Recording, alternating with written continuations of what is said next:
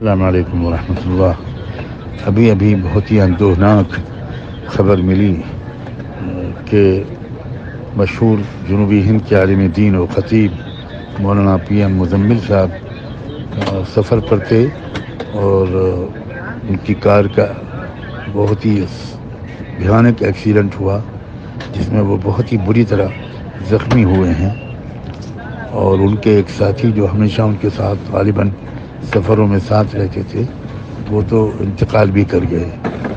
تو بہت عاجزانہ میری ایک دعا کی گزارش ہے کہ ان کی مولانا پی ایم مزمل اور ان کے دوسرے ساتھیوں کی جلد اور مکمل صحتیابی اور شفایابی کی دعاؤں کا پورے ملک میں اور جہاں جہاں لوگ سنیں اہتمام کیا جائے، اور جو صاحب جاں بحق ہو گئے، اللہ کو پیارے ہو گئے، ان کی مغفرت اور ایک طرح سے شہادت کی موت کا درجہ ان کو ملے، ان کی دعاؤں کا اہتمام کیا جائے۔ اللہم اغفر لہ وارحمہ وارض عنہ وادخلہ الجنۃ ونجہ من النار۔